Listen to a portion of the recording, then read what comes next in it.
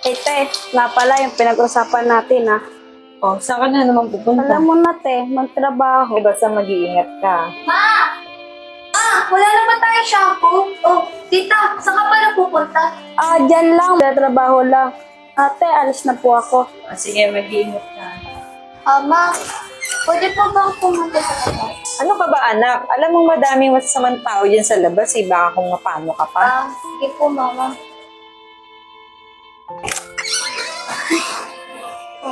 Oh, Hana. Oh, tita, umaga na naman po kayo. Marami kasi aming ginagawa sa trabaho, eh. Kaya ngayon lang ako umuwi. Nga pala, Hana, pasalubong ko sa'yo. Salamat po, tita. Paano, Hana? Magpapahinga muna ako. No oras no. Tagal mo ni parang lepot. Oy, Sander! Uy, Pare, ba't mo ba ako pinatawag? aray mamaya beer house tayo. Dahil may chicks doon, magaganda. Wala ka talagang kadala-dala, Sander eh. Chickboy ka pa rin. Pre, di naman. Nagkataon lang. Magkataon lang. Nga pala, kamusta na yung chicks mo dati? Sino? Si Dayan, di ba yun yung nabuntis mo dati? Ha? Lakas mo lepot. Joke lang, pre. Tara na. Tara na nga. Tita, saan po pala si mama? May binili lang siya sa palengke. Tita, magpapaalam lang po sana ako sa inyo kung pwede po ba ako lumabas. Naboboring na po kasi ako dito sa bahay. Ay, naku. Pinagbiling ka pa naman sa akin ng mama mo na huwag ka lalabas. Sige na, tito, please. Kahit saglit lang, oh.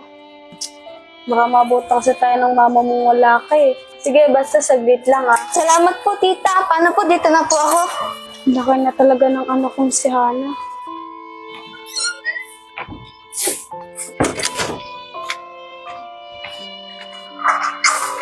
Ay, salamat. Nakalanghap din ang sariwang hamon. Hello, ate. Bagong lipat lang kayo dyan? Oo, bakit? Ngayon lang kasi kita nakita eh. Pwede ba makapagkaibigan? O nga pala si Hana. Ako nga pala si Wendy. At least may kaibigan na ako. Hindi na rin ako maboboring sa bahay. Paano, Hana? Pasukain mo na ako dito sa bahay kasi medyo umambo na din, eh. Sige.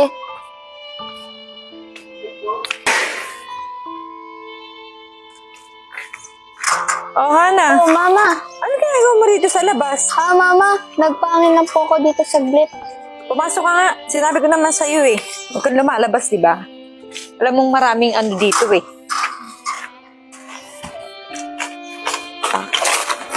Sinabi ko naman sa'yo na ayaw kong lumalabas ka. Hindi mo naman yung alam yung panahon ngayon. Mama, nagpaalam naman po kay tita. Di ba sinabi ko naman sa'yo ayaw kong lumalabas ka? Ate, huwag mo naman po pagalitan yung bata. Di ba sa'yo ko naman pinagbilin si Hana na huwag mong palalabasin? Ate, gusto niya rin kasi magpangin sa labas, kaya pinayagan ko na rin. Basta ayoko siyang palabasin na hindi ako kasama. Basta. O Hana, doon ka muna sa kwarto. Sige po, mama.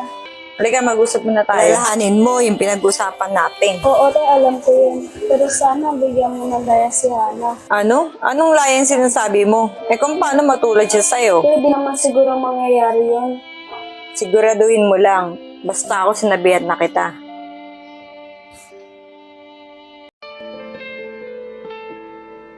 Dayan. May pupuntahan nga pala ako. Sige, te. Ikaw na din palang bahala kay Hana pagkagising niya. O paano dito na ako?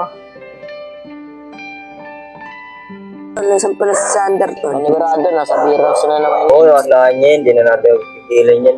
Tanda na rin yan eh. Lepot, girlfriend mo.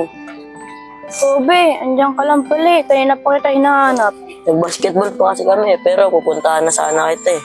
Paano, be? Tara na, baka mabuta pa tayo ng dilim eh. Paano tol? Dito na muna kami.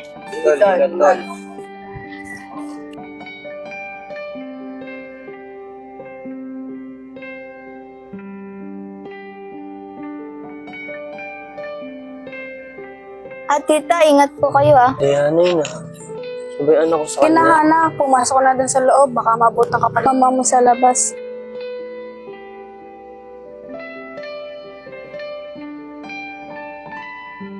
Tita, nasan po si mama? Pinuntahan lang. Sige, anak, kumain ka muna dyan. Nakahanda na rin naman.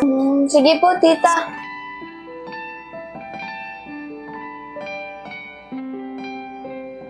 Nak, hayaan mo.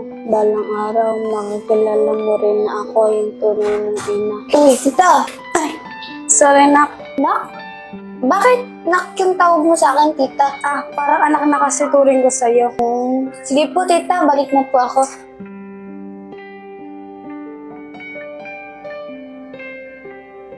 Dayan?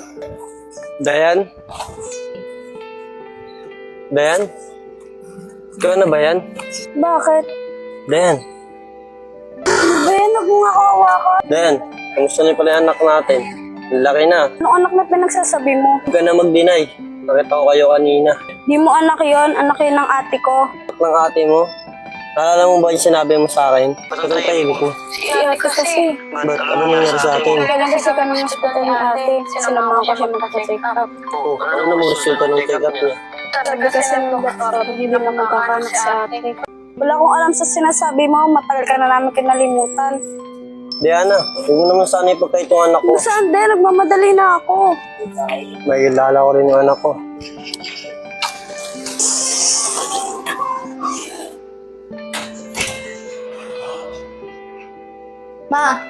Ma, pwede po ba akong lumabas? Di ba lagi ko naman sinasabi sa'yo na bawal kang lumabas? Diyan lang naman po sa kapitbahay. May kaibigan na po kasi akong nakilala. Ano? Kaibigan? Hindi mo pa nga lubos kakilala, kaibigan mo na?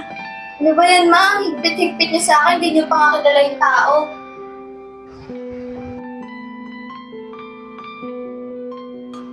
Ano naman yan? Ayun, gusto lumabas. Ang bilis magtiwala sa kaibigan. Ate, hindi ba nahigpitan sa'yo si Ana sa mga ginagawa mo? Isa ka pa. Ano gusto mo mangyari? Maging katulad mo? Ito na naman sa